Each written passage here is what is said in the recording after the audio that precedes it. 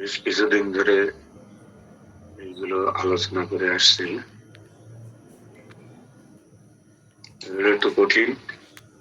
সায়েন্সের ছাত্র, বিশেষ করে যাদের ফিজিক্স সম্পর্কে ধারণা কম, তাদের জন্য একটু কষ্ট হয়।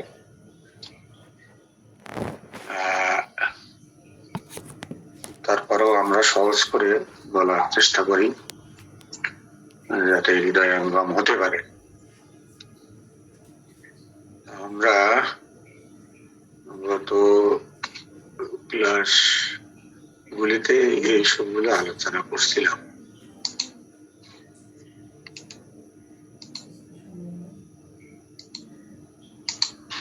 আমরা পোটেনশিয়ালাইজেশন আলাপ করছি তার আগে, এবং হোমিওপ্যাথিক মেডিসিন কিভাবে কাজ করে আসলে এটাকে ইয়ে করার, মানে শরীরের মধ্যে এটাকে ছলনা, ভণ্ডামি, ভুয়া বিজ্ঞান, প্রতারণা ইত্যাদি বলা হয়েছে আগে। তার জবাবটা আমরা গত ক্লাসে বিজ্ঞান ভিত্তিক আলোচনার মাধ্যমে, কোয়ান্টাম মেকানিক্সের মাধ্যমে আলোচনা করার চেষ্টা করেছি, বিভিন্ন পরীক্ষা, গবেষণা বা চিকিৎসার ফলাফল আলোকে। এখন আমরা এইটা পর্বের শেষের দিকে। এর আগে দুইটা পর্বে আমরা আলোচনা করেছিলাম যে হোমিওপ্যাথিক কোয়ান্টাম মেকানিক্স এবং তার সাথে পোটেন্টাইজেশন।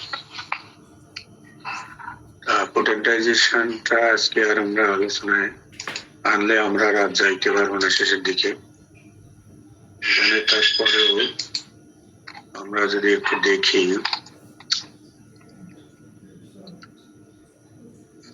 পোটেন্টাইজেশন এই যে বিষয়টা হলো পাতলা করা এবং ঝাঁকুনি বা ঘর্ষণ করা। তো এখন আমাদের প্রশ্ন রাখতে পারে, যত পাতলা করলে আমাদের পোটেন্সি কিভাবে বাড়ে, শক্তি কিভাবে বাড়ে? আমরা বলি উচ্চ শক্তি, কিন্তু সেখানে দেখছে পাতলা বেশি। সেখানে আমাদের মূল ম্যাটেরিয়ালস, যেটা আমরা ভেষজ বলি, সেই ম্যাটেরিয়ালস কমে যাচ্ছে আস্তে আস্তে, এবং প্রতিবার কোনো জায়গায় 10 ভাগ করে কমছে, কোনো ভাগে 100 ভাগের 1 ভাগ করে কমছে। এই যে কমা, যত কমে তত শক্তি, এইটার পোটেন্টাইজেশনের ব্যাখ্যা আমরা দিয়েছিলাম কোয়ান্টামের ইলেকট্রোম্যাগনেটিক ফিল্ডের মাধ্যমে। সেইটা হলো এই যে ইলেকট্রন এবং প্রোটন। আমাদের ইলেকট্রন গুলো এখানে থাকে মাঝখানে, নিউট্রন এবং প্রোটন, আর ইলেকট্রন গুলো চারিদিকে ঘুরতে থাকে তার নিজস্ব কক্ষপথে। যখন আমরা সাকাশন করি, ঝাঁকি দিই, ঝাঁকি দেওয়ার ফলে এই ইলেকট্রনটা এই স্তরে আছে, সে পরবর্তী স্তরে চলে যাবে ঝাঁকির, এবং যত সেই স্তর চেঞ্জ করবে তত তার শক্তি বৃদ্ধি পাবে। তাহলে শুধু পাতলা করলেই হবে না, তার সাথে আমাদেরকে ঝাঁকি দিতে হবে। ঘর্ষণে শক্তি কম বাড়ে, যদিও মানে ঘর্ষণের যে আমরা টাইট্রেশন, তাতে কিন্তু শক্তি অনেক কম, 3x 2x 1x এইভাবে বাড়ে। কিন্তু আমরা যখন তরল পদার্থে দেই এবং ঝাঁকি দেই, সেই শক্তি কিন্তু অনেক বেশি বেশি বেড়ে যায়। ঝাঁকিটা হার্ড সারফেসে হতে হবে, কঠিন বস্তুর উপরে, যাতে করে তার সে একটা বড় ধরনের ধাক্কা খায়। সেই ধাক্কায় তার ইলেকট্রন গুলো চঞ্চল হয়ে ওঠে, তাদের লেভেল চেঞ্জ করে, এইভাবে ইয়ে হয়। আবার আমরা দেখি, আমরা একটা পোটেন্সি দিয়ে দিলাম, 200 দিলাম, 200 দেওয়ার পরে আমরা বোতলে রেখে দিলাম। খাওয়ার সময় কেন ঝাঁকি দিয়ে খেতে হবে? এটা হলো গ্রাউন্ড স্টেটে থাকে ইলেকট্রন গুলো, মানে আমার গ্রাউন্ড স্টেট বলতে স্থির শক্তি আকারে থাকে। স্থির শক্তিটাকে যতক্ষণ কাইনেটিক এনার্জি বা গতিশক্তিতে রূপান্তরিত করা না হবে ততক্ষণ পর্যন্ত সে অ্যাক্টিভ হবে না। আমাদের শরীরটা কিন্তু সবসময় গতিময়, কোনো সময় থামে না। এখানে ইলেকট্রোম্যাগনেটিক ফিল্ড আছে, ওই ইলেকট্রন প্রোটন নিউট্রনের কারবার আছে, প্রত্যেকটা কোষ আছে। আমাদের প্রত্যেকটা কোষ আমাদের পৃথিবীর সাথে তুলনা করা যায়। যেমন আমাদের কেন্দ্রে সূর্য আছে, গ্রহ নক্ষত্রগুলো তারই বাজে ঘুরতে থাকে, যেমন আমাদের কোষের মধ্যেও আমাদের কেন্দ্রে প্রত্যেকটা কোষের মধ্যে ওই অ্যাটম আছে, অনেক পদার্থ আছে। মেন পদার্থের মধ্যে আমরা কার্বোহাইড্রেট, প্রোটিন, ফ্যাট ইত্যাদি মিনারেলস এগুলো আছে। এগুলো প্রত্যেকের কিন্তু অ্যাটমিক ফর্ম আছে। এই অ্যাটমিক ফর্মগুলো যখন স্টেটড অবস্থায় থাকে তখন কিন্তু যার শক্তিটা কম লেভেলে থাকে। যখন আমরা ঝাঁকি দিয়ে খাচ্ছি তখন সেটা কাইনেটিক ফর্মে চলে যাচ্ছে। এবং এই অবস্থায় আমরা সিমিলিমন কিভাবে করব, সিমিলিমন কেন দরকার? প্রত্যেকটা মানুষের শরীরের ইলেকট্রোম্যাগনেটিক ফিল্ড আলাদা আলাদা, এবং তাদের এই যে শক্তির স্তর, ভাইটাল ফোর্স যেটাকে বলা হয়, আমরা বলি এটা অদৃশ্যমান। সেই ফোর্সটার সাথে সামঞ্জস্যপূর্ণ হতে হবে আমার ওষুধ। সে কোন কন্ডিশনে আছে এটা আমরা বিভিন্ন তার অবস্থা জেনে নিয়ে, তার কন্ডিশনটা ভাইটাল ফোর্স কোন অবস্থা আছে সেটাকে জেনে নিয়ে কি করবো আমরা, সেই লেভেলে যদি দেই এবং ওই এনার্জির সাথে ভাইটাল ফোর্সের এনার্জির সাথে আমাদের প্রদত্ত এনার্জি যদি কোইনসাইড করে, কোয়ারেন্স হয়, তাহলে ও উজ্জীবিত হবে এবং কাজ করা শুরু করবে। এবং ভাইটাল ফোর্স উজ্জীবিত হলে আমাদের সে নিজেই তার আপদ যা আছে ভিতরে, আমরা যাকে বলি অসুস্থতা বা disease, the deviation of the normal physiology, সেই অবস্থাটাকে সে পুনরুদ্ধার করতে সক্ষম। এই যে লেভেল, এইগুলো যে অবস্থা, এটার জন্যই আমাদের হোমিওপ্যাথির ঔষধ কিন্তু আমাদের ওই রোগের উপরে কোনো কাজ করে না। সেই জন্য রোগ দিকে আমরা ওষুধ দেই না। আমাদের যে রোগী হোক না কেন, ওই মানুষের যে লেভেল ভাইটাল ফোর্স, তার সামঞ্জস্যপূর্ণ ওষুধ যদি আমরা দিতে পারি, তাই যে রোগ হোক না কেন সে তখন তাকে তাড়াইতে সক্ষম হয়। এখন আমরা যেটা আমাদের আজকের আলোচ্য বিষয় সেখানে আসি। আমরা এগুলো আলোচনা করছিলাম ভূবিজ্ঞান থেকে, আমরা বিভিন্ন থিওরির মাধ্যমে এটা প্রতিষ্ঠিত করার চেষ্টা করেছি গত ক্লাসে, যে কিভাবে এটা কোয়ান্টাম ইলেকট্রোডাইনামিক্স এন্ড কোয়ান্টাম কোহেরেন্সের বিভিন্ন রকম থিওরির মাধ্যমে আমরা গত ক্লাসে আলোচনা করেছি। এন্ট্রপি ইত্যাদি আমরা গত ক্লাসে আলোচনা করেছিলাম। আজকে আমরা law of conservation of energy থেকে শুরু করবো। শেষ করতে পারবো কিনা জানি না। এখন 14 থেকে 45। জি স্যার, কি চলেন বাকি আল্লাহ ভরসা। যদি কেউ মনে বলে যে কোয়ান্টাম আমি কিছু কিছু বুঝেছি, সে আসলে কিছুই বোঝেনি। এমন কতগুলো ভিডিও আছে আমি আসলে দেখাইতে পারি নাই, কিন্তু সাউন্ড হয় না। এটা বড় ভিডিওকে দেখতে হলে আমাদের আরো একটু সহজ হতো। কারণ কনজারভেশন অফ এনার্জি, আমরা এইটা একটা ল, মানে এটা কিন্তু আমাদের ওই চলমান ন্যানো ফিজিক্স আর হোমিওপ্যাথির সাথে কিভাবে আমরা বিভিন্ন গবেষণায় থেকে আমরা এটা প্রমাণ করতে পেরেছি যে আসলে হোমিওপ্যাথিক ওষুধ আমাদের শরীরে কাজ করে এবং কিভাবে করে, এবং সেটা ভুয়া না, মিথ্যা না, বানোয়াট না, ইত্যাদি পানি বেচা না, সেটাই আমরা প্রমাণ করার চেষ্টা করেছি। শক্তি কখনো, যেটা বলেন, energy can neither B created nor be destroyed, but it can be transferred from one form to another. তাহলে কি হয়, শক্তি কখনো সৃষ্ট হতে পারে না, কি হয়, বা ধ্বংস হয় না, তবে এটি একটি রূপ থেকে অন্য রূপে রূপান্তরিত হয়। জীববৈজ্ঞানিক বা বায়োলজিক্যাল সিস্টেম গুলিতে, biological system remains in a state of non-equilibrium, which leads to long-range coherence in them. তার মানে আমাদের বায়োলজিক্যাল সিস্টেম কি হয়, সেটা হলো অসমতা, নন ইকুইলিব্রিয়াম অবস্থায় থাকে, সমতা থাকে না, যা তাদের মধ্যে দীর্ঘ পরিসরের সামঞ্জস্য বা কোয়ারেন্স সৃষ্টি করে। এই নন ইকুইলিব্রিয়াম অবস্থাটাকে উত্তরণের মাধ্যমে সামঞ্জস্য বজায় বা সৃষ্টি করতে হবে। এই সিস্টেমে থাকা বায়োফোটন, ফোটন হলো লাইটের একক শক্তি, এটা একটা শক্তি। এই বায়োফোটন আমাদের শরীরের মধ্যে, মানব দেহের মধ্যে বা জীবের দেহের মধ্যে যে শক্তি আছে, ফোটন আছে, কোষের ভিতরে থাকে এবং কোষের মধ্যে তথ্য বহন করে,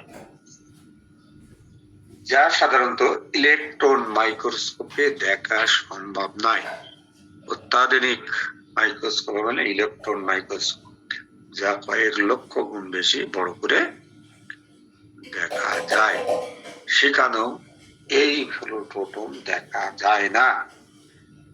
সুতরাং বায়োফোটনের নির্গমন বা ইমিশন ঘটে এই অসংলগ্ন কোহেরেন্ট পারস্পরিক ক্রিয়ার মাধ্যমে। ওই যে নন ইকুইলিব্রিয়াম কন্ডিশন থাকলে গুলো, তাদের মধ্যে কোহেরেন্ট, পারস্পরিক কোহেরেন্ট ক্রিয়ার মাধ্যমে কি করে, বায়োফোটন গুলো যেগুলো নির্গত ঘটে, তাদের এই যে কোহেরেন্সটা সংলগ্ন হয় পারস্পরিক ক্রিয়ার মাধ্যমে, যেখানে দুর্বল বিকিরণ বা উইক রেডিয়েশন এবং বায়োমলিকুল তো আমাদের বায়োলজিক্যাল মলিকুল যুক্ত থাকে, যা স্পষ্টভাবে প্রমাণ করে যে তথ্য চ্যানেলের মাধ্যমে স্থানান্তরিত হয়, চ্যানেল দেয়া চলে।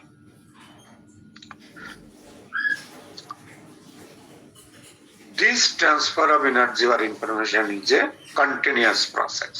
এই শক্তি বা তথ্য স্থানান্তর একটি অবিচ্ছিন্ন প্রক্রিয়া, এটা চলতেই থাকে, চলমান প্রক্রিয়া। এটি শুরু হয় ঔষধের মূল কাঁচা পদার্থ, র মেটেরিয়াল বা ক্রুড সাবস্টেন্সেস অফ অরিজিনাল, যেটা সেখান থেকে শুরু হয়, চলে কতদূর, শক্তিকরণের প্রক্রিয়া বা পোটেন্টাইজেশন, সাক্কাশন, ট্রাইসোডিশন এর মাধ্যমে, তারপর সংরক্ষণ, প্রিজার্ভেশন, এবং অবশেষে জীবন্ত জীব দ্বারা ওষুধ হিসেবে গ্রহণ, consumption as a medicine by a living organism পর্যন্ত। কোথায় তাই এই যে কন্টিনিউয়াস প্রসেস যেটা চলতে থাকলে কোহেরেন্স সৃষ্টি হবে, এটা চলতে থাকবে কতক্ষণ পর্যন্ত, কন্টিনিউয়াসলি চলবে। শুরু হবে কোথায়, একেবারে আমাদের ক্রুড ম্যাটেরিয়াল থেকে, ক্রুড সাবস্টেন্সেস, আর এবং শক্তিকরণ করে প্রিজার্ভেশন, এবং আমরা গ্রহণ করব, কাজ করবে, সেই পর্যন্ত চলতে থাকে। এভাবে শক্তি সংরক্ষিত থাকে এবং এক রূপ থেকে অন্য রূপে অবিরত রূপান্তরিত হয়। শক্তি একটা রূপ থেকে অন্য রূপে অবিরত পরিবর্তন হতে থাকে, continuously transfer from one form to another form. Homeopathic মূল ঔষধ, আমি ইংরেজিটা পড়তেছি, সময় বেশি দেবে। মূল ঔষধ বা সোর্স ড্রাগ, এখান থেকে আমরা তৈরি করি ওষুধ, এই যে আমরা মাদার টিংচার বানাই যে সব জায়গার থেকে, এর বৈশিষ্ট্যের ছাপ বা ইমপ্রিন্ট বহন করে। তাহলে আমরা বুঝলাম ওষুধ কিন্তু থাকছে না, সোর্স ম্যাটেরিয়ালস এর ওষুধের যেটা মূল উপাদান সেটা থাকছে না, ভেষজের মূল, কিন্তু সেখানে তার চলমান যে প্রক্রিয়াটা রয়েছে সেটা উপস্থিত চলছে, এবং তার ইমপ্রিন্ট থেকে যায়। ইমপ্রিন্ট হলো ছাপ, জি স্যার। আপনাকে ওর যে ইলেকট্রোম্যাগনেটিক ফোর্স সেইটা সংরক্ষিত থাকবে। এমনি বহুবার পাতলা করা বা ডাইলেশন হলেও, বহুবার আপনি পাতলা করলে, প্রতিবার 100 গুণ 1000 গুণ এরকম করে আপনি করে করে শেষে নিয়ে আপনার কত সিএম নিয়ে গেলেন এদিকে ওদিকে, আপনার 50-70 কত ডাইলেশন নিয়ে গেলেন, যাওয়ার পরেও আপনার এত ডাইলেশন করার পরেও তার মধ্যে তার ইমপ্রিন্ট থেকে যাচ্ছে, ছাপ থেকে যাচ্ছে, ওই ইলেকট্রোম্যাগনেটিক ছাপ। শক্তি তাই এই ন্যানো পার্টিকেল সংরক্ষিত থাকে। কোথায় সংরক্ষিত? ন্যানো পার্টিকেল, যা কখনো চোখে দেখা যায়। তার মানে তার অ্যাটমিক পর্যায়ে। তখন পদার্থ থেকে জলের মধ্যে তথ্য স্থানান্তর, ট্রান্সফার অফ ইনফরমেশন ঘটে। পদার্থ থেকে তথ্যটা, ওই ইমপ্রিন্ট ছাপ কোথায় যায়? জলের মধ্যে যায়। কিন্তু ওই ম্যাটেরিয়ালস কিন্তু আর থাকছে না, তার ইমপ্রিন্টটা বা ছাপটা ওই যে জলের মধ্যে স্থানান্তরিত হচ্ছে। জল এটিকে মেমোরি হিসাবে ধরে রাখে। পানি কি করে? মেমোরি হিসাবে ধরে রাখে, স্মৃতি হিসাবে ধরে রাখলো ওর মধ্যে। এই যে আমরা ওষুধ দিলাম জলের সাথে মিশিয়ে, ওটা ধরে রাখলো ওই শক্তিটা। এবং যখন ওষুধ গ্রহণ করা হয়, যখন আমি গ্রহণ করছি, এটি মানবদেহের সচেতন স্নায়ু সেন্টিয়েন্ট নার্ভস দ্বারা শোষিত হয়ে অত্যন্ত শক্তিশালী ক্রিয়া বা পাওয়ারফুল অ্যাকশন সৃষ্টি করতে পারে, যার ফলে বিকৃত বা ডিসঅর্ডার্ড অবস্থা থেকে সামঞ্জস্যপূর্ণ বা অর্ডার্ড অবস্থাতে স্থানান্তর করে। বুঝে গেল স্যার? তাহলে জলের মধ্যে মেমোরি হিসেবে ধরে রাখলো, কি ধরে রাখলো?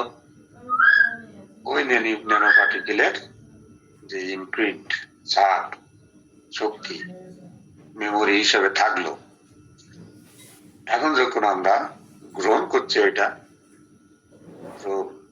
কিছু জাকি দিয়ে, তখন আমাদের সচেতন স্নায়ু বা সেন্টিয়েন্ট নার্ভ দিয়ে সেটা শোষিত হচ্ছে। অত্যন্ত শক্তিশালী ক্রিয়ার সৃষ্টি করতে পারে তখন, যার ফলে আমাদের যে রোগ বা ডিসঅর্ডার কন্ডিশন, সেটাকে অর্ডার কন্ডিশনে বা নিরাময়ের দিকে নিয়ে যায়। বোঝা গেল স্যার? প্রতিটি জীবন্ত, এখন আছে দি সাবস্টেন্সের স্কুল অফ ফিলোসফি, প্রতিটি জীবন্ত সৃষ্টিতে একটি প্রাণ শক্তি বা মানসিক জগৎ, ভাইটাল এন্ড মেন্টাল অর্গানিজম থাকে। প্রতিটা কিসে? জীবন্ত সৃষ্টিতে বিদ্যমান থাকে, যা শারীরিক কাঠামোর বা ফিজিক্যাল স্ট্রাকচার সদৃশ্য। আপনার ফিজিক্যাল স্ট্রাকচারের সাথে ওইটা, এই যে ভাইটাল, এইটা সদৃশ্য। ভাইটাল এন্ড মেন্টাল যে অর্গানিজম আপনার ভিতরে বিদ্যমান, যার শারীরিক কাঠামো, আপনার যে ফিজিক্যাল স্ট্রাকচার, তার সদৃশ্য। ইনডিভিজিবল, এই জন্য আমরা ওষুধকে বলে ইন্ডিভিজুয়ালাইজ মেডিসিন। সমমর্যাদা এবং যার সমস্ত প্রাণবন্ত ও শারীরবৃত্তীয় ফিজিওলজিক্যাল ঘটনার উৎস কারা? ওই ভাইটাল এন্ড মেন্টাল অর্গানিজম, যেটা শারীরিক কাঠামোর সাথে সামঞ্জস্য। সেটা সকল তো প্রাণবন্ত শারীরবৃত্তীয় বা ফিজিওলজিক্যাল যে ঘটনার উৎস এরা। প্রকৃতির সমস্ত জিনিস, প্রকৃতির নীতিমালা বা শক্তি, ফোর্স অফ নেচার, অথবা পদার্থের পরমাণু, অ্যাটম অফ এই যে কর্পোরিয়াল বডিস পর্যন্ত মৌলিক সত্তা বা সাবস্টেন্সিয়াল এন্টিটিস। তাহলে এই যে প্রকৃতির সমস্ত জিনিসের প্রকৃতির নীতিমালা ও শক্তি, অথবা পদার্থের পরমাণু পর্যন্ত মৌলিক সত্তা, এটাকে বলা হচ্ছে মৌলিক সত্তা। All things of nature, including the so-called principles of forces of nature or the atoms, corporeal corporeal bodies are substantial entities. এটা হলো substantial entities, যথার্থ সিদ্ধান্ত। সুতরাং প্রকৃতির সমস্ত কিছু কেবলমাত্র দৃশ্যমান রূপে ট্যানজিবল ফর্মে সীমাবদ্ধ নয়, সবকিছু দৃশ্যমান নয়। দৃশ্যমানকে বলা হয় ট্যানজিবল। যেমন যা পরিবর্তন হয়, আপনি দৃশ্যমান জিনিস কিন্তু পরিবর্তন হতে থাকে সাথে সাথে। যেমনটি ভৌতবাদী তত্ত্ব বা ম্যাটেরিয়ালিস্টিক থিওরি বা নিউটনীয় পদার্থবিজ্ঞান, নিউটনের ফিজিক্স মনে করে, নিউটনের ভৌতবাদী যারা আছে বা নিউটন অ্যালোপ্যাথি ভৌতবাদী, নিউটনীয় পদার্থবিজ্ঞানে তারাও বিশ্বাস করে সবকিছু ট্যানজিবল, দৃশ্যমান হতে হবে। কিন্তু তারা কি বলে, উদাহরণ দিয়েছে এখানে তরঙ্গ তত্ত্ব, ওয়েভ থিওরি, মধ্যাকর্ষণ, গ্র্যাভিটেশনাল ইফেক্ট, চৌম্বক শক্তি, ম্যাগনেটিক এনার্জি, তাপ ও আলোক শক্তি, হিট অ্যান্ড লাইট এনার্জি, এবং মানব মন, মানুষের মন যেটা হিউম্যান মাইন্ড, সবই বিদ্যমান। তবে এগুলো প্রয়োজনীয় ভাবে দৃশ্যমান রূপে নয়, এগুলি মৌলিক সত্তা। আপনি কিছুই দেখতে পান, এইগুলো গ্র্যাভিটেশনাল ফোর্স দেখতে পান, তরঙ্গ ওয়েভ, আলো যে তরঙ্গ ওয়েভ দেখতে পান, ঢেউয়ের মতো পানির ঢেউ যেরকম দেখেন, চৌম্বক শক্তি কি আপনি দেখতে পান, মানুষের মন কি আপনি দেখতে পান, আলো শক্তি কি, তাপ শক্তি দেখতে পান? কিছুই আমরা দেখতে পাই না, এই জন্য মানুষের মনও দেখতে পাই না। এগুলোই প্রয়োজনীয় দৃশ্যমান রূপে নয়, এগুলো মৌলিক সত্তা।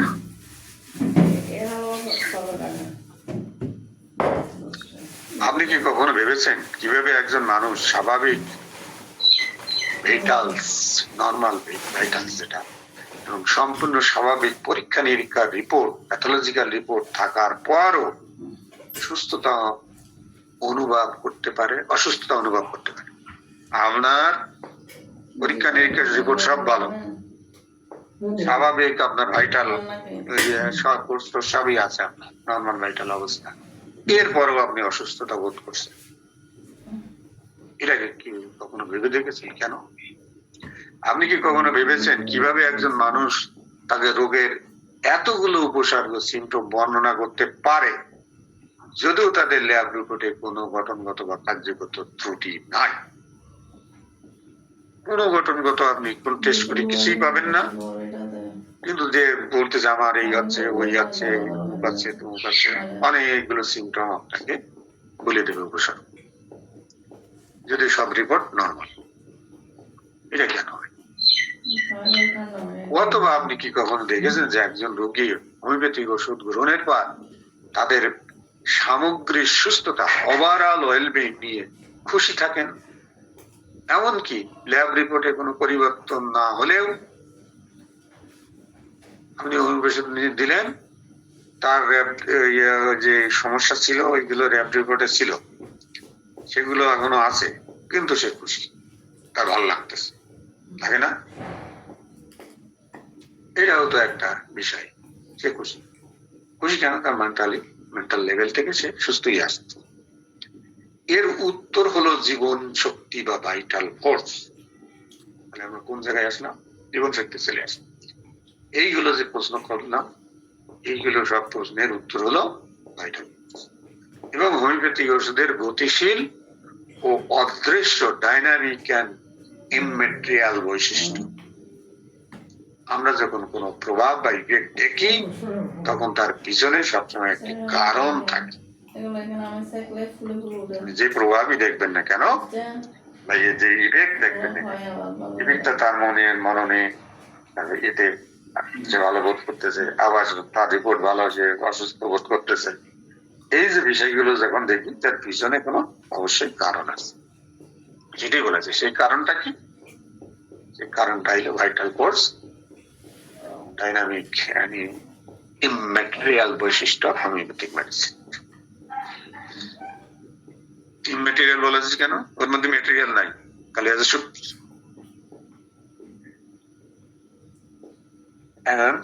কনক্লুশনে যদি আসে এইটুকুর মধ্যে, হোমিওপ্যাথিক কোয়ান্টাম ন্যানো সায়েন্স এর উপর ভিত্তি করে, তাই হোমিওপ্যাথি ঔষধের ক্রিয়াশীল ক্ষেত্র, স্পেয়ার অফ অ্যাকশন, আমরা বলি না স্পেয়ার অফ অ্যাকশন, এবং ভৌত রাসায়নিক উপাদান ফিজিক্যাল কনস্টিটিউয়েন্টস নিউটনীয় পদার্থবিজ্ঞান দ্বারা ব্যাখ্যা করা যায় না, যেখানে প্রতিটি ঘটনা বা পরীক্ষা পর্যবেক্ষণ এক্সপেরিমেন্টেশন এন্ড অবজারভেশনের মাধ্যমে ব্যাখ্যা করতে হয়।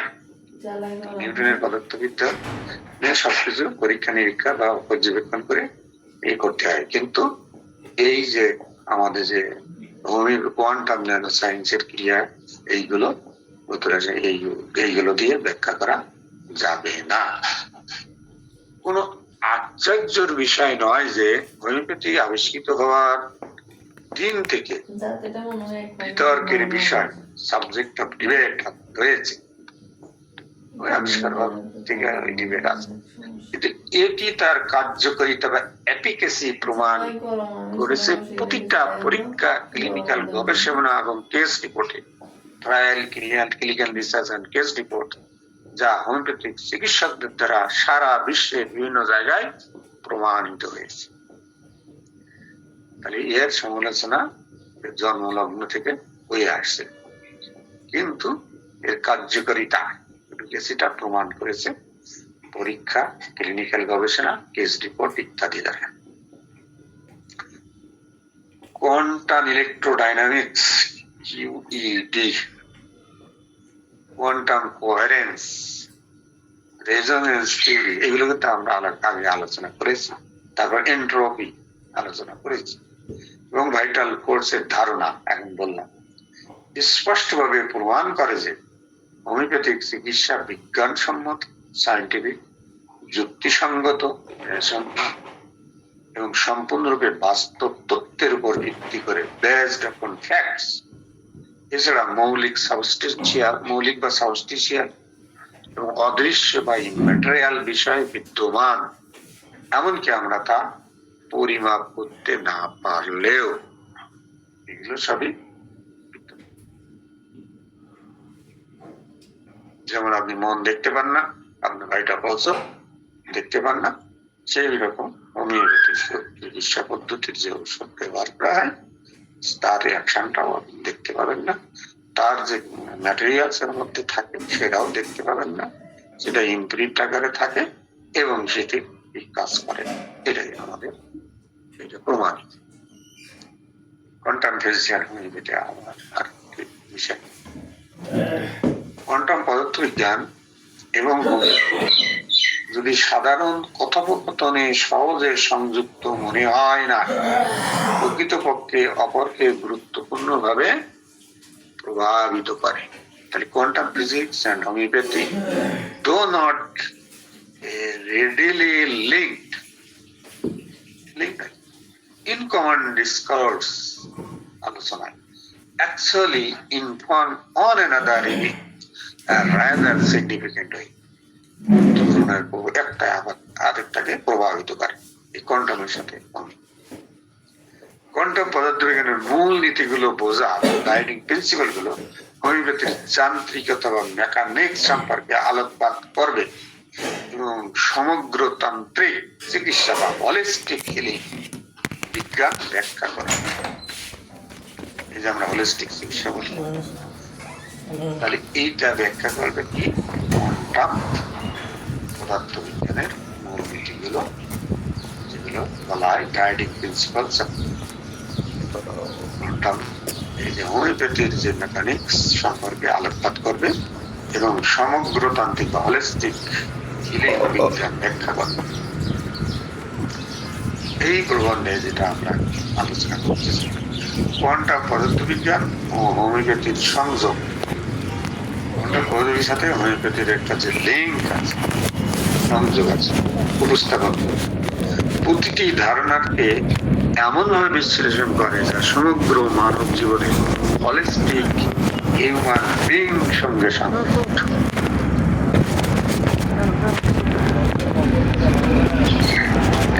এবার বলছে আনলাইক নিউটন ফিজিক্স, নিউটন পদার্থবিজ্ঞানের বিপরীত কোয়ান্টাম ফিজিক্স ওয়ার্কস এট এ সাবঅ্যাটমিক লেভেল।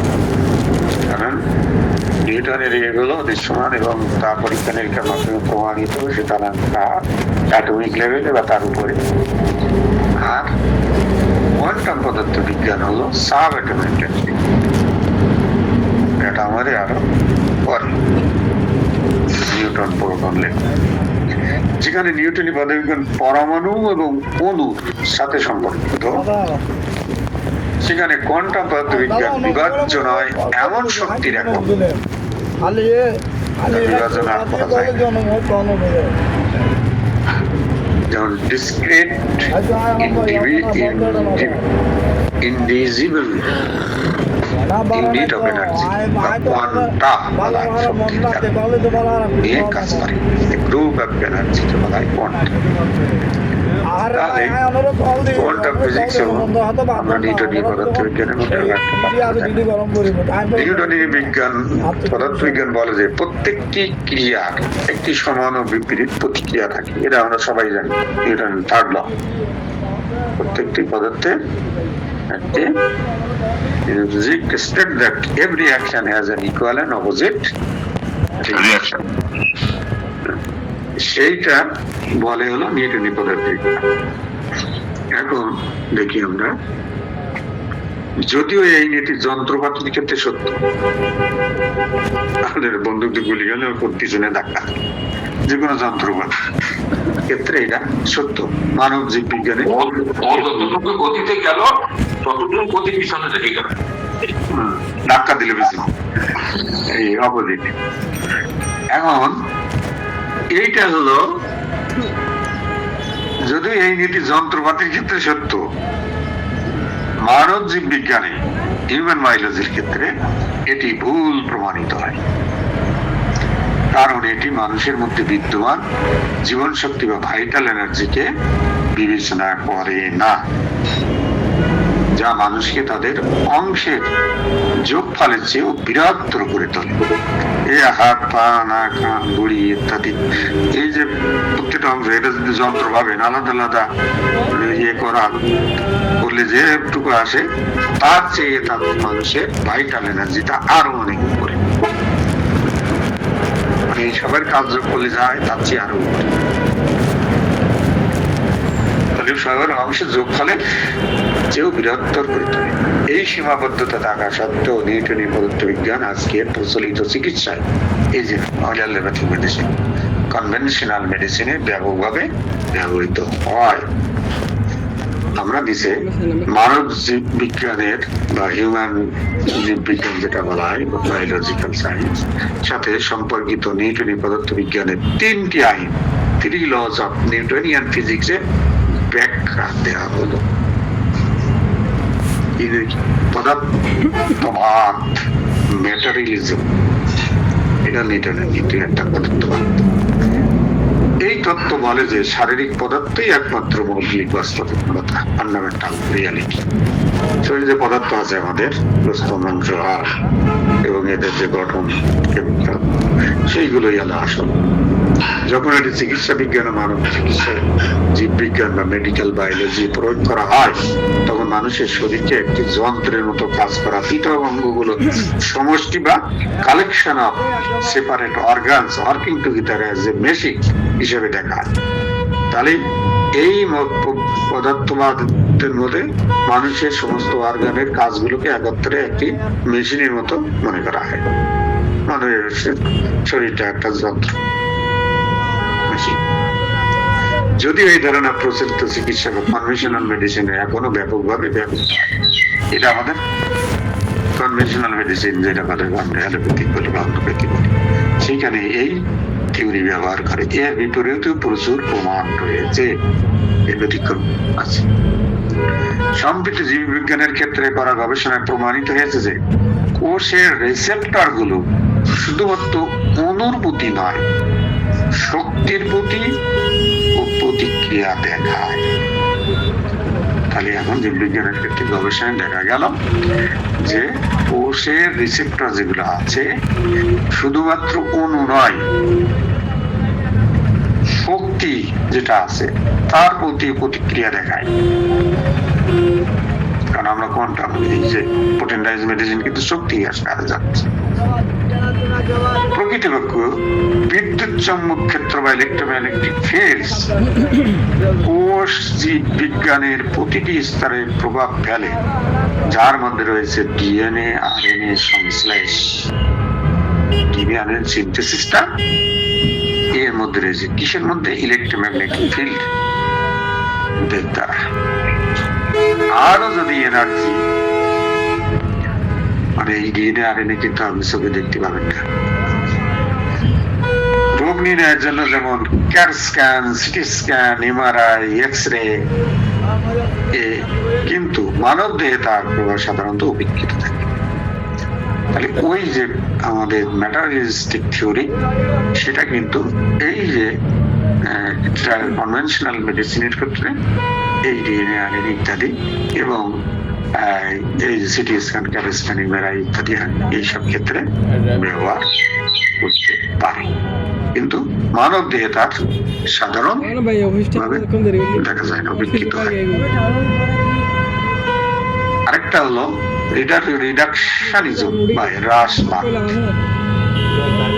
এই তত্ত্ব বলে যে কোনো জটিল কিছুর কার্য প্রকৃতি বোঝার জন্য সেটিকে ভাঙতে হবে, ছোট করতে হবে, হ্রাস করতে হবে,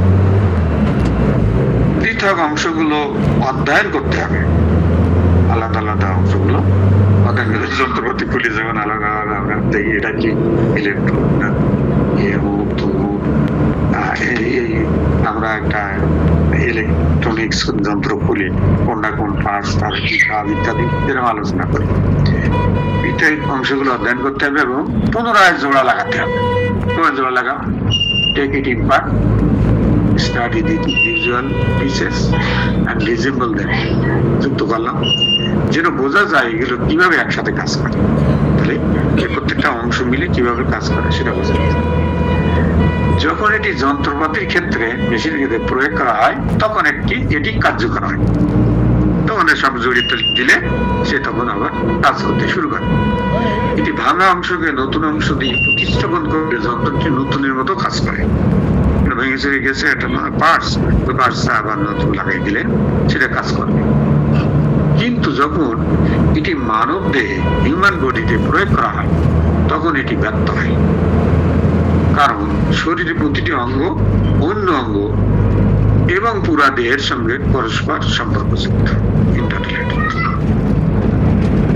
ওরা খুলে ফেলে আমাদের কাজ করবে। মানবের কোষ, টিস্যু, সেল আর টিস্যু শারীরিক স্তরের বাইরে অনুভবের জগৎ, রিলম অফ পারসেপশন এ কার্যকর। কোথায় কাজ করে? কোষ টিস্যু ছাড়া এই যে কোষ টিস্যু এগুলো শারীরিক স্তর, এর বাইরে হলো পারসেপশন, অনুভবের জগৎ কাজ করে। সুতরাং কোন রোগ জ্ঞানযুক্ত টিস্যু শারীরিক ভাবে সরালেও যদি সেই রোগের মূল কারণ তার অনুভব বা ধারণা, আন্ডারলাইন পারসেপশন পরিবর্তন না করা হয় তবে এটি চিকিৎসা হিসাবে ব্যর্থ হবে, আলটিমেটলি ফেল। বোঝা গেল স্যার, আমরা এটা টিস্যু এটা সরাই দিলাম, এখান থেকে কাটি ফেলাই দিলাম, কিন্তু আমরা অনুভবের জগৎ যেটা আমাদের শারীরিক সরালেও যদি সেই মূল কারণ অনুভব বা ধারণা পরিবর্তন না করা হয় তবে এটি চিকিৎসা হিসেবে ব্যর্থ হবে, এটা আবার ভেজাল করবে। এই গেল আরেকটা তত্ত্ব। নিয়তিবাদ, ডিটারমিনিজম।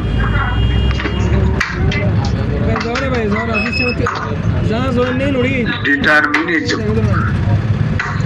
এই তত্ত্ব বলে যে একটি ব্যর্থ অংশ বা অঙ্গকে নতুন দিয়ে প্রতিস্থাপন করলে প্রত্যাশিত ফলাফল পাওয়া যায়। একটা ব্যর্থ অঙ্গ, আপনার এটা শরীরের হাত পা নষ্ট হয়ে গেছে, আপনি এটারে আরেকটা দিয়ে প্রতিস্থাপন করলেন, কিন্তু এই নীতি মানব ব্যক্তিত্বের ইন্ডিভিজুয়ালিটি অফ হিউম্যানস বিষয়টি বিবেচনা করে না। ধরে নেয় যে একই পদ্ধতি প্রসিডিওর বিভিন্ন রোগীর ক্ষেত্রে একই ফলাফল দেয়। ওই একই ওষুধ, সর্দি হয়েছে সবার জন্য একই ওষুধ, ওই হয়েছে টিউমার হয়েছে সবার একই ওষুধ। তাহলে এইটা ইন্ডিভিজুয়ালিটি অফ হিউম্যানকে বিবেচনা করছে না। ধরে নেয় যে একই পদ্ধতি বিভিন্ন রোগীর ক্ষেত্রে একই ফলাফল বা সেম রেজাল্ট।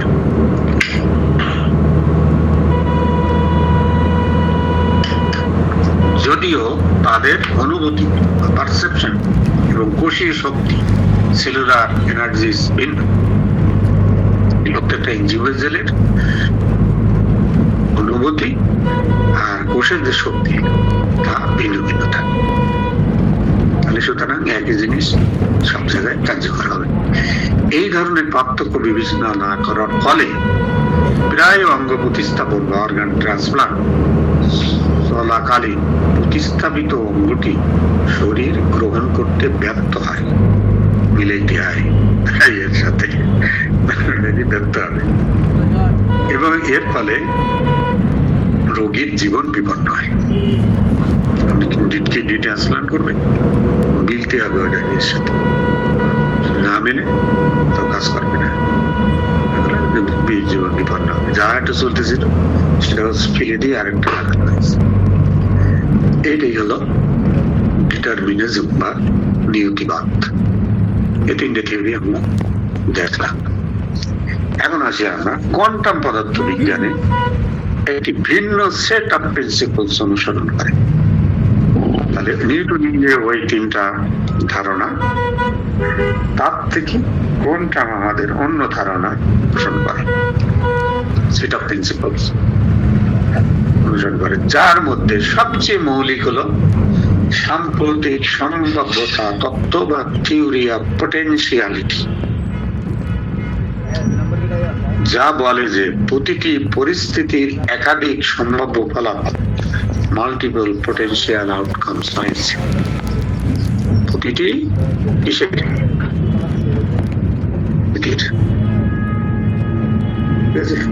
প্রতিটি পরিস্থিতির একাধিক সম্ভাব্য ফলাফল রয়েছে। কোয়ান্টাম পদার্থ বিজ্ঞানের জনক ডক্টর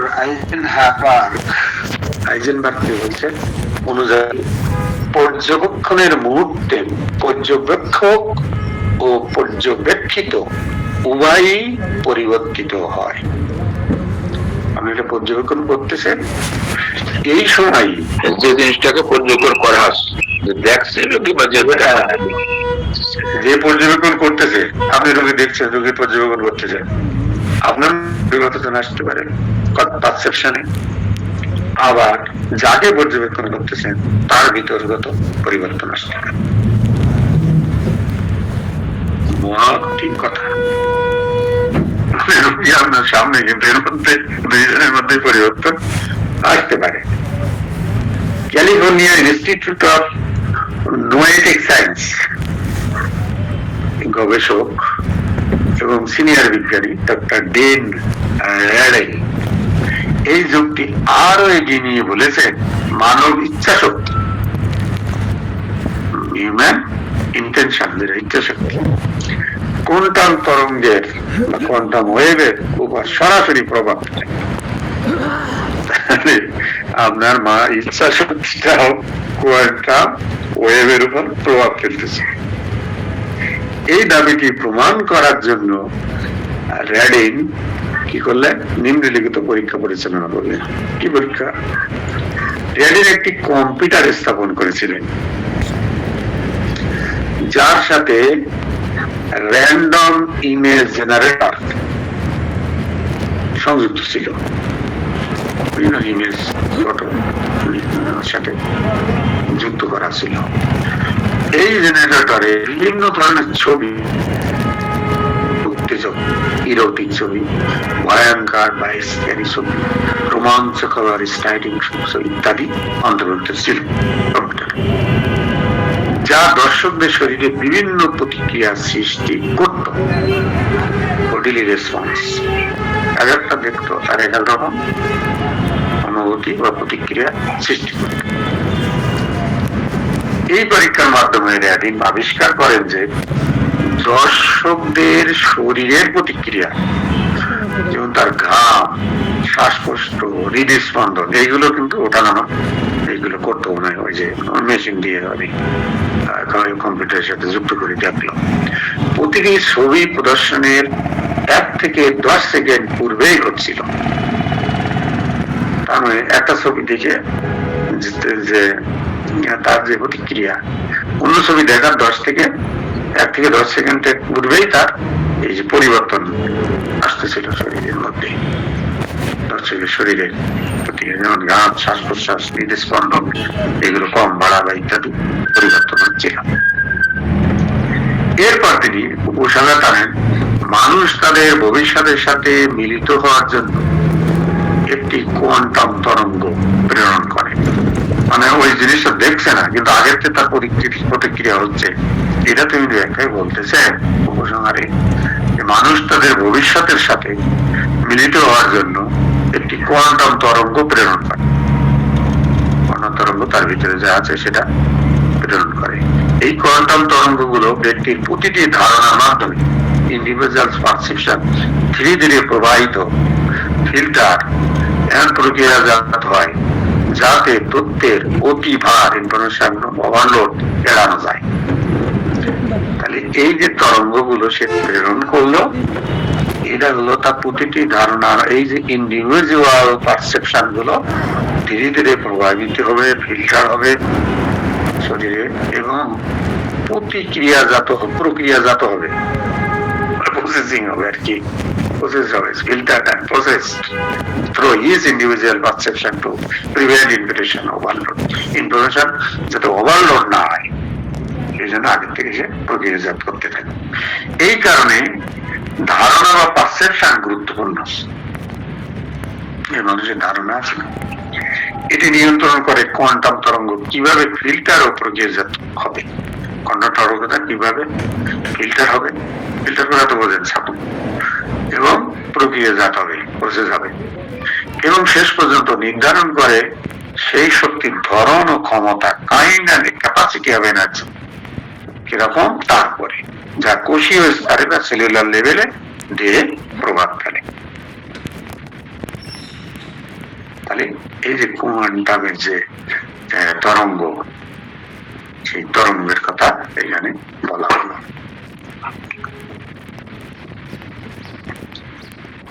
ওয়েভলেন্থ, বিভিন্ন পদার্থের বিভিন্ন ওয়েভলেন্থ আছে, বিভিন্ন শক্তির বিভিন্ন ওয়েভলেন্থ আছে।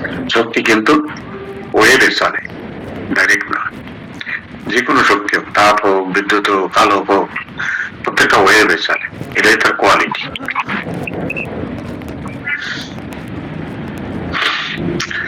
স্টেম সেল বিজ্ঞানী, আমাদের স্টেম সেল আছে না, এই যে ক্যান্সারটা চলে, স্টেম বায়োলজিস্ট পিএইচডি এবং 2009 সালের গোজি পিএইচডি অ্যাওয়ার্ড প্রাপ্ত ডক্টর ব্রুস লিপটন এই ক্ষেত্রে আরো গভীর গবেষণা উপস্থাপন করেছেন। সম্প্রতি আমাদের বাংলাদেশের ডক্টর মজিবুল হক, উনি আফ্রিকা প্রবাসী, স্টেম সেলের উপর ওনার ভালো একটা গবেষণা হয়েছে। এই স্টেম সেল যিনি পুরস্কার পেয়েছে, ভালো বিজ্ঞান ও আত্মার, সায়েন্স এন্ড স্পিরিটের মধ্যে সেতু বন্ধন তৈরি করতেই জীবন উৎসর্গ করা ডক্টর লিপটন আবিষ্কার করেন যে, মানে তিনি জীব বিজ্ঞান ও আত্মার মধ্যে একটা সেতু বন্ধন তৈরি করার চেষ্টা করছে। আত্মার সাথে বিজ্ঞানের কি সম্পর্ক, কিভাবে এটা নিয়ন্ত্রিত করা হয় ইত্যাদি, এইগুলো করতে করতে জীবন উৎসর্গ করেছে। শেষ পর্যন্ত উনি আবিষ্কার করেন যে কম্পন বা ভাইব্রেশন এবং বিশ্বাস বা বিলিভ মানব জীবনে সরাসরি প্রভাব ফেলে। বুঝতে পারছেন? ভাইব্রেশন, ভাইব্রেশন কিসের? ওই ইলেকট্রোম্যাগনেটিক ভাইব্রেশন, এবং আমাদের বিশ্বাস বা বিলিভ, এইটার সরাসরি উপরে প্রভাব ফেলে বিশ্বাসের উপর। তার গবেষণা অনুযায়ী মানব জীববিজ্ঞান নিয়ন্ত্রিত হয় ধারণা বা পারসেপশন দ্বারা, জেনেটিক্স দ্বারা নয়। কি বুঝলেন স্যার? যেমনটি অনেকে দীর্ঘদিন ধরে বিশ্বাস করে এসেছে। তাহলে এইখানে আমরা যে বলি জেনেটিক্যালি কন্ট্রোল, এই জেনেটিক্যালি কন্ট্রোলের ক্ষেত্রেও পারসেপশনের ধারণাটি এখানে বড় বিশ্বাস বা পারসেপশন বা ধারণা, এইগুলো আপনি কিভাবে ফিলিং আপনার কিভাবে করছেন সেইটা দ্বারা নিয়ন্ত্রিত হয় বেশি। প্রকৃতপক্ষে জিন সক্রিয় বা নিষ্ক্রিয় হয় ব্যক্তির তার পরিবেশ সম্পর্কে ধারণা দ্বারা। জিন কি দিয়ে নিতে হয়? কোন ব্যক্তির তার পরিবেশ সম্পর্কে ধারণা আর তার দ্বারা তার পরিবেশ দ্বারা, এই দুটো দিয়ে জিন নিয়ন্ত্রিত হয়। বাস্তবতার ভুল ধারণা, ইনঅ্যাকুরেট পারসেপশন, প্রায়শই শারীরিক অসুস্থতার মূল কারণ হয়ে থাকে। অনেক সময় ভুল ধারণা, ভুল চিন্তা, ভুল সিদ্ধান্ত, এইগুলো আমাদের প্রায়শই শারীরিক অসুস্থতার মূল কারণ হয়ে থাকে।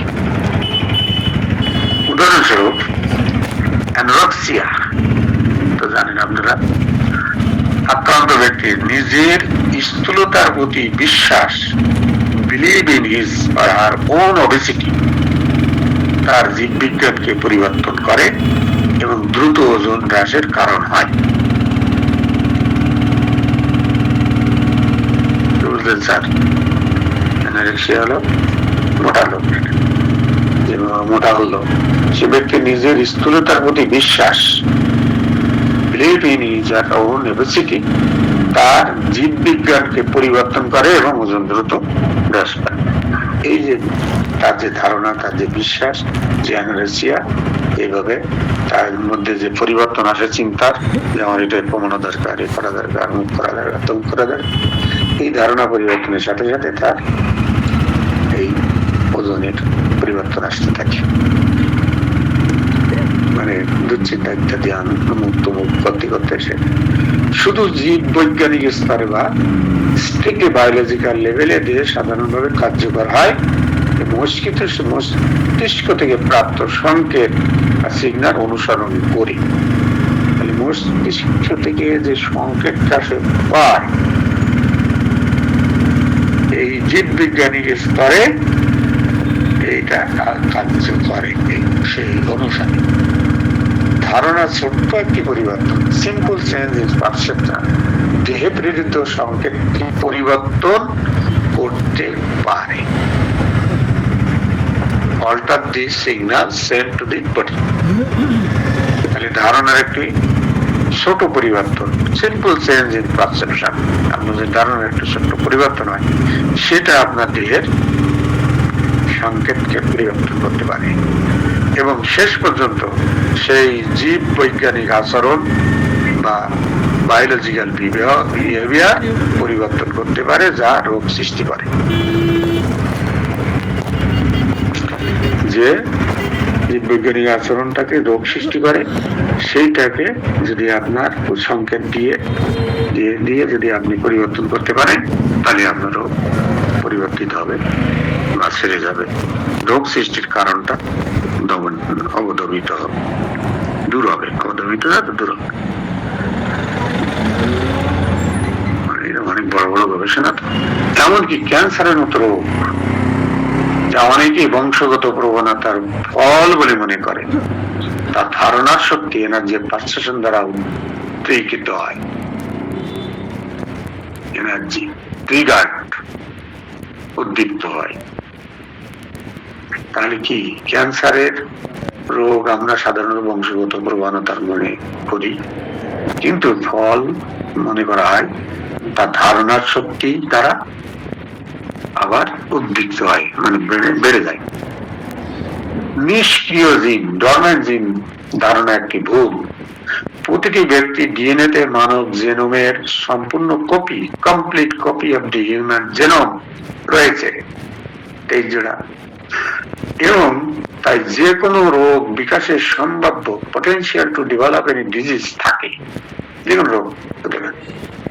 কেউ রোগ অর্জন করে কিনা তা বংশ পরিচয় বা জেনেটিক দ্বারা নির্ধারিত হয় না, বংশ নির্ভর করে তাদের কোষের প্রেরিত শক্তির প্রকার, kind of energy they transmit to their cells এর উপর। কি ধরনের এনার্জি তার সেলের উপর সে প্রেরণ করছে, এইসব এটা হলো পারসেপশন থিওরি। তার পারসেপশন, তার ধারণা, তার চিন্তা, তার ভাবনা, তার মানসিক লেভেল, এইসব দ্বারা তার ওই শুধু বংশী পরিবার জেনেটিক দ্বারা নির্ধারিত হচ্ছে না, এই বিভিন্ন ভাবে সেটা উদ্দীপিত হচ্ছে। একজন ব্যক্তি তার ধারণাকে পারসেপশন নিয়ন্ত্রণ করে, যা দেহের মধ্যে দিয়ে প্রবাহিত শক্তি তৈরি করে এবং অঙ্গগুলোর সাথে কোষীয় স্তরে যোগাযোগ করে। প্রতিটি কোষের একটি সিরিজ রিসেপ্টর থাকে, যা এই শক্তি দ্বারা সংগতিপূর্ণ ও পরিবর্তিত হয় এবং ফলস্বরূপ প্রতিটি দেহের জন্য অনন্য হয়ে যায়। একটা লোক আরেকটা লোক যে আলাদা হয়, সেটাই এখানে হয়েছে। Crore crore crore crore crore crore lot of people who comes in the world, they are totally different to another planet. এইরকম অবস্থা। এই কথাটাই এখানে বলা হয়েছে। The person control is a perception which forms the energy that passes through the body and communicates with the organs at a cellular level. Each cell has a series of receptors that are tuned and alter with his energy, and as a result are unique to each other, his body.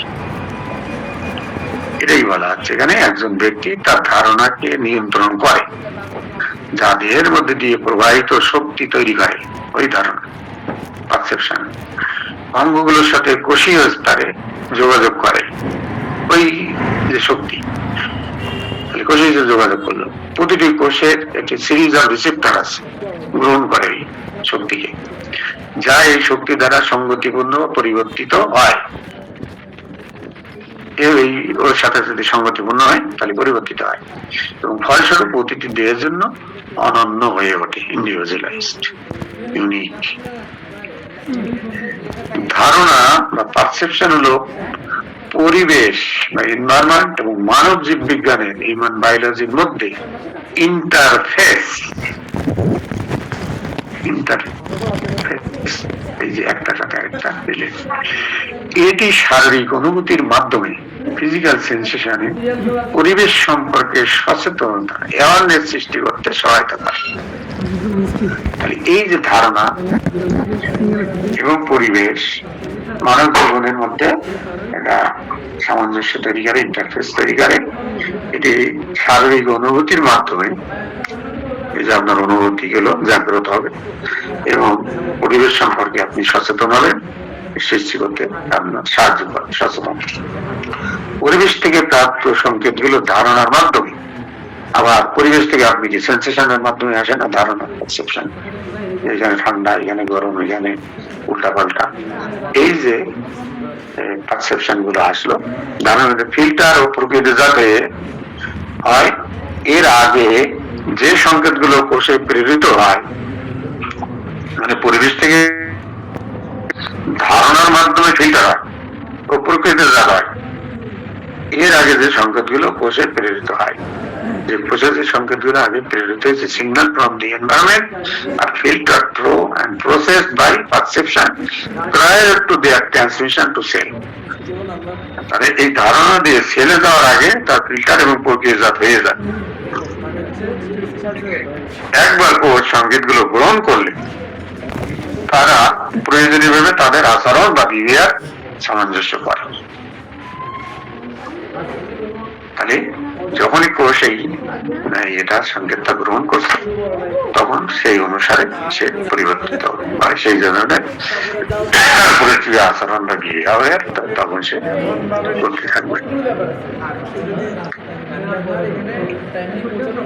Homeopathy কটা বাজলো? 7টা বাজলে প্রায়। যা বিকল্প চিকিৎসা এই লাইনটা শেষ করে সেটি হোমিওপ্যাথি বা বিকল্প চিকিৎসা বা অল্টারনেট মেডিসিন একটি শাখা সমগ্রতান্ত্রিক বা হলিস্টিক স্তরে কাজ করতে পারে, কারণ এটি ভুল ধারণা, ফলস পারসেপশন, পুনঃসমন্বয় এবং নেতিবাচক শক্তি সংকেত, নেগেটিভ এনার্জি সিগন্যালস নির্মূল করার উপর মনোযোগ দেয়। তাহলে হোমিওপ্যাথি কিসের উপর গুরুত্ব দেয়? Plants of alternate medicine can work on holistic level because of it focuses on readjusting false receptions and healing negative energy signals. Negative energy signals যেটা থাকে সেটা নিরাময় করার উপর মনোযোগ দেয়। ভুল ধারণা, এটা সামগ্রিক ভাবে আমাদের হোমিওপ্যাথি চিকিৎসা এটা এমন একটি শাখা যেখানে হলিস্টিক স্তরে কাজ করতে পারে, কারণ এটা ভুল পুনঃসমন্বয় এবং নেতিবাচক শক্তি সংকেত নেতিবাচক আমাদের শরীরের জন্য সেইগুলোকে নিরাময় করার পর এইটাই হলো ভাইটাল কোর্সের কাজ এবং তার উপরে আমাদের ওষুধের প্রভাব। জার্মান চিকিৎসক রাসায়নিক স্যামুয়েল হ্যানিম্যান প্রায় 200 বছর আগে হোমিওপ্যাথিকে চিকিৎসা বিজ্ঞানের জগতে পরিচয় করান। এটাই হলো হোমিওপ্যাথির কার্যতত্ত্ব। আমরা আসলে আলহামদুলিল্লাহ হ্যানিম্যানের মূলনীতি অনুসরণ করে। এটা আপনি বলে দেয়, আজও হোমিওপ্যাথি চিকিৎসা হ্যানিম্যানের মূলনীতি অনুসরণ করে। এটি রোগকে স্থানীয় বা লোকালাইজ নয়, বরং সামগ্রিক সমগ্রতান্ত্রিক বা হলিস্টিক হিসাবে বিবেচনা করে এবং সেই অনুযায়ী চিকিৎসা প্রদান করে। ফলস্বরূপ হোমিওপ্যাথি সবসময় সম্পূর্ণ ব্যক্তি বা হোল ইন্ডিভিজুয়াল এবং তাদের মূল ধারণা আন্ডারলাইন পারসেপশনের প্রতি মনোযোগী থাকে, কারণ এই ধারণাগুলো বোঝা এবং জীবন শক্তি বা ভাইটাল সামঞ্জস্যপূর্ণ অবস্থায় ফিরিয়ে আনা ইকুইলিব্রিয়াম কন্ডিশনে রোগকে গতিশীল ভাবে ডাইনামিক্যালি নিরাময় করতে সক্ষম হয়। এইটাই হলো জিস্ট হোমিওপ্যাথির কাজ। বুঝে গেল স্যার? বুঝা তো গেল স্যার, কিন্তু এটা যা বোঝা যায় তা ব্যক্ত করা যায় না। আর কতটুকুই বা বোঝার মতো। হ্যাঁ, তবে আল্লাহ তাআলা মানুষের মস্তিষ্ককে কতগুলো ভাগে মেটার এই যে স্যার মানে মস্তিষ্কের ভিতরে যে সমস্ত পদার্থ গুলো আছে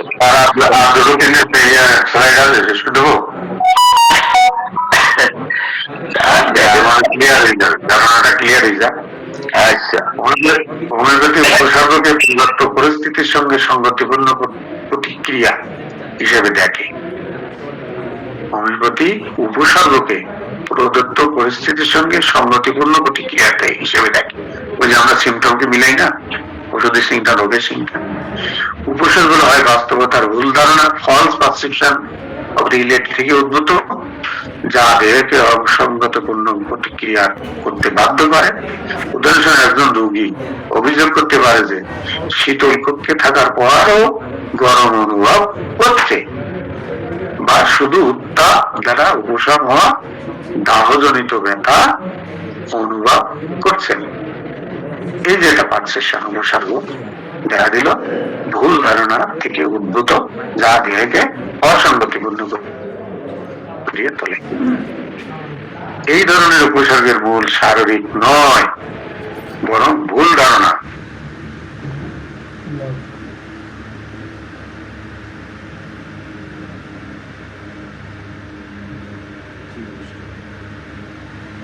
এবং চিকিৎসককে জীবন শক্তির মধ্যে অশান্তি সম্পর্কে সতর্ক করে। উপসর্গের গভীরতা ও তীব্রতা, ডেপথ এন্ড ইন্টেন্সিটি সরাসরি জীবন শক্তির অমিল বা অসামঞ্জস্য এর সাথে সম্পর্কিত। জীবন শক্তি সম্পূর্ণ অবস্থায় ফিরিয়ে আনা, রেস্টোর টু ইকুইলিব্রিয়াম, এবং রোগ নির্ণয় করতে হলে হোমিওপ্যাথিকে প্রথমে রোগীর অভ্যন্তরীণ শক্তি ক্ষেত্র, energy field inside the individual পরিমাপ করতে হয় এবং তারপর সংশ্লিষ্ট শক্তি ক্ষেত্রযুক্ত ওষুধ remedy corresponding energy field prescribe করতে হয় যাতে অমিল দূর করা যায়।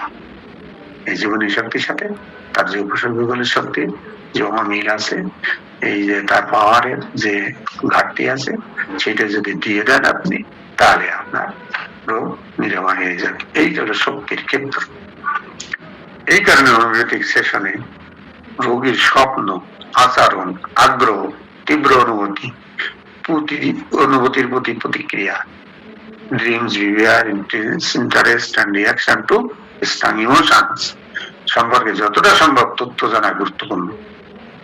শুধুমাত্র এই বিষয়গুলোকে বোঝা এবং বিশ্লেষণ করার মাধ্যমে হোমিওপ্যাথি নির্ধারণ করতে পারে কোথায় ভুল ধারণা প্রাধান্য পাচ্ছে, এই যে ফলস পারসেপশনটা কোথায়, সেটা এইগুলো দিয়ে আপনাকে বুঝতে হবে। অস্তিত্বে সবকিছু কম্পন ও ফ্রিকোয়েন্সি ফলাফল, আমাদের যে আছে ফ্রিকোয়েন্সি আর ভাইব্রেশনের ফলাফল সবকিছু, এমনকি চিন্তা ভাবনা এবং ধারণা পারসেপশন, এইগুলির প্রকৃতি ধনাত্মক বা ঋণাত্মক হোক, সবই এই ফ্রিকোয়েন্সির সাথে বা কম্পনের সাথে যুক্ত। ভুল ধারণা ফলস পারসেপশন জীবন শক্তির কম্পন ও ফ্রিকোয়েন্সির বিঘ্নিত করে এবং মানব জীব বিজ্ঞানে পরিবর্তন সৃষ্টি করে, যা উপসর্গ বা রোগ ঘটায়। উপসর্গ মানে রোগ, আমরা রোগটাকে উপসর্গ হিসেবে দেখি। ভুল ধারণা পুনঃসমন্বয় এবং জীবন শক্তির মধ্যে সামঞ্জস্য ফিরিয়ে আনার জন্য এমন একটি ঔষধি ব্যবস্থা প্রয়োজন যা শারীরিক স্তরের পরিবর্তে শক্তির স্তরে কাজ করে, যেটা ভাইটাল ফোর্সের স্তরে কাজ করে। এখানে হোমিওপ্যাথি কার্যকর, কারণ এটি প্রতিটি রোগীকে একটি অনন্য ব্যক্তি বা ইউনিক ইন্ডিভিজুয়াল হিসেবে দেখে এবং তার সামগ্রিক জীবনী শক্তি হলিস্টিক ভাইটাল ফোর্সের সঙ্গে সম্পর্কিত রোগের মূল কারণ বোঝা ও চিকিৎসা করার মাধ্যমে নিরাময় করে। This is all about our হলো না শেষ, শেষ হয়েও হলো না শেষ, এটা অনেকটা জিনিস।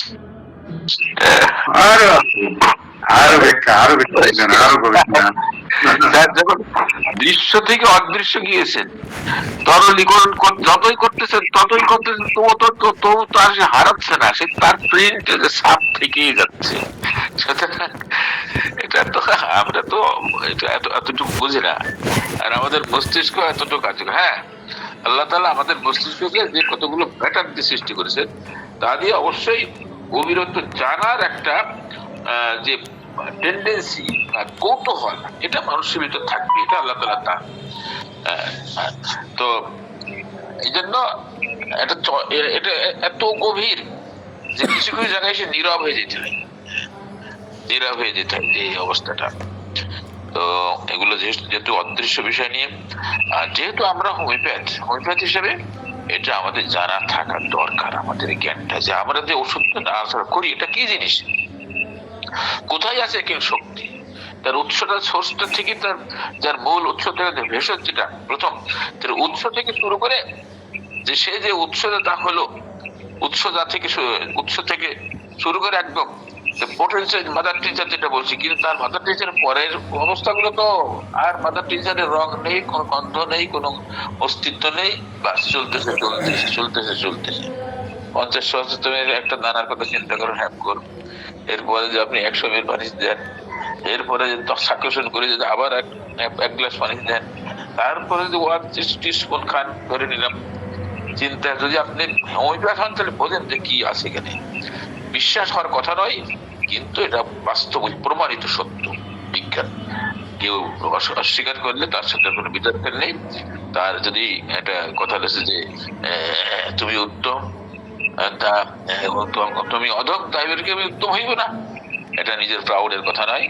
অবশ্যই এটা আমরা হোমিওপ্যাথি হিসেবে আমরা বলতেই পারি। আলহামদুলিল্লাহ, শুকরিয়া ডাক্তার আব্দুল মান্নান স্যার এই দুর্বোধ্য বিষয়গুলোকে খুব সহজ করে তুলে ধরেছেন। স্যারের কথার মাঝখানে কথা বলতে গেলে স্যারের হয়ে যায়, তারপরেও আবেগে থামা যায় না। জি আলহামদুলিল্লাহ, যারা ছিলেন আশা করি উপকৃত হয়েছেন, হবেন ইনশাআল্লাহ। জি ডক্টর আব্দুল মান্নান স্যার। জি স্যার, তাহলে আমরা যারা হোমিওপ্যাথ তাদের এই ধারণাগুলো থাকা দরকার। আমরা যেন হীনমন্যতায় না ভুগি যে আমি ওষুধ দিচ্ছি এত পাওয়ার এত ইয়ে। এবং আরেকটি জিনিস খেয়াল রাখতে হবে, আমাদের এই শক্তির সামঞ্জস্য, ওই যে সিমিলিমাম যে কথাটা এনিমান 200 বছর আগে বলে গেছে, সিমিলিমামটা কিসের?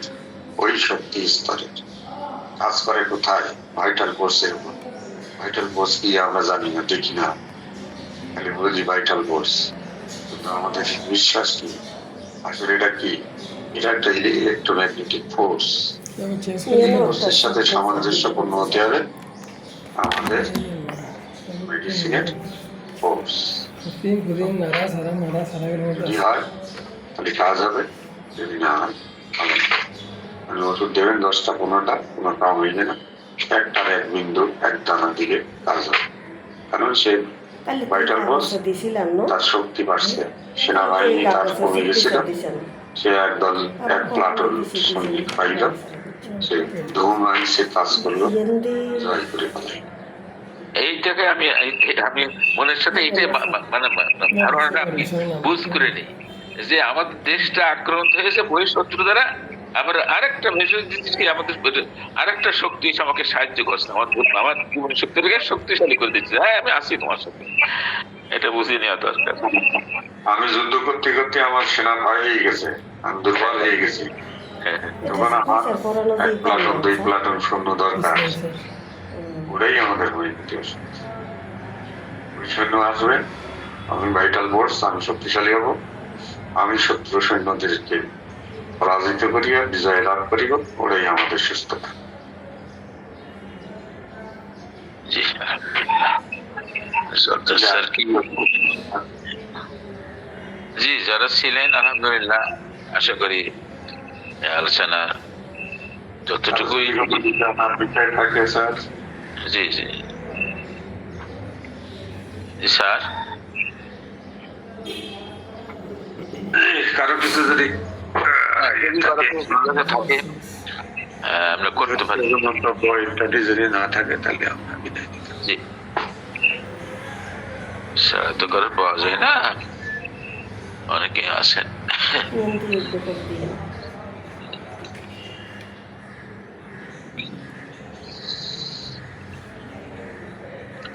ডক্টর বিশ্বনাথ দত্ত বাবু, আপনি আছেন?